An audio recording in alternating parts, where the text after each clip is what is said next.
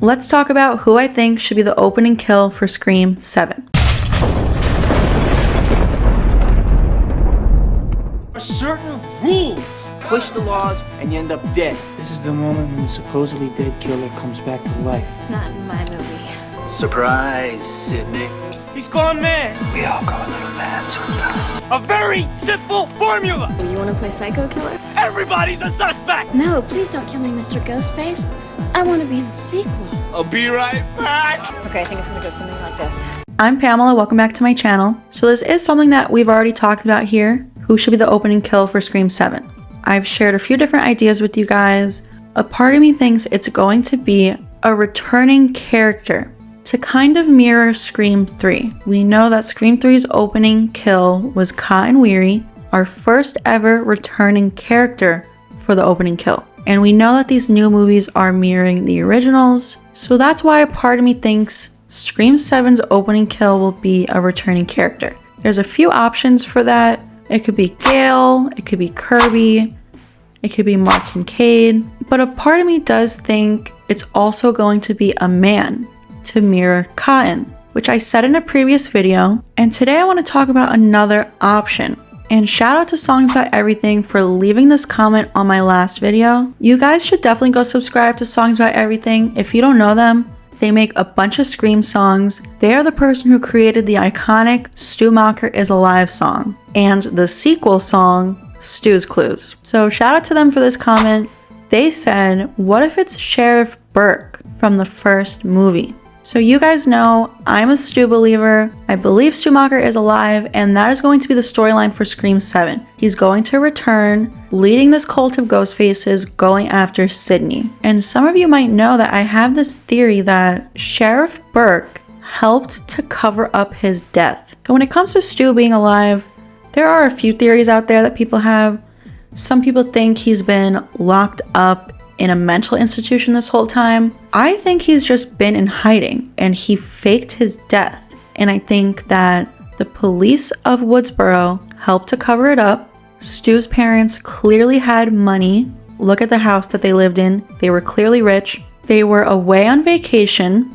And something that I've pointed out before on my channel is that during the final act of the first movie, when Sydney is in the cop car, she goes over the walkie-talkie and she says, I'm at 261 Turner Lane, Stu Macher's house. He's trying to kill me. Hello, help me please. I'm at Stu Macher's house on Turner Lane. It's 261 Turner Lane, please. He's gonna try and kill me. So the way she phrased that, if someone was on the other end and heard that, it sounds like she's literally saying, I'm at Stu Macher's house. He's trying to kill me. And then it takes a while for the police to get there.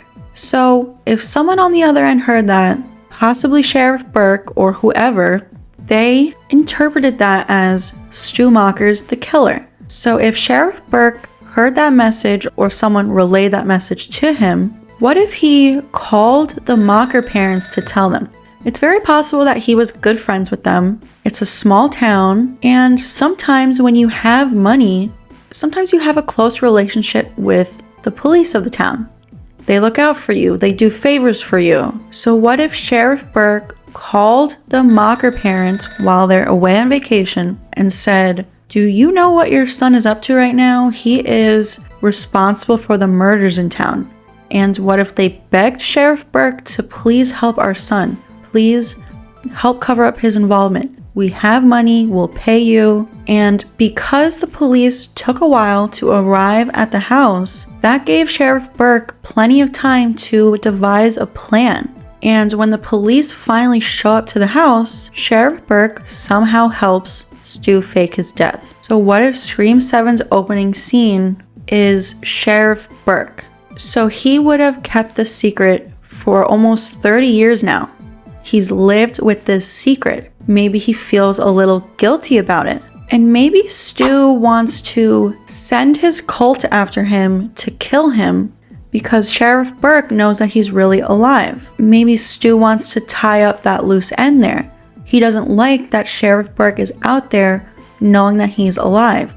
And if Stu wants to successfully go after Sydney, he needs to kill whoever might know that he's still alive. Or this is a little crazy, but what if Sheriff Burke, you know, is really holding on to this guilt all these years? He feels very guilty about covering up his death. And what if, what if he actually offs himself?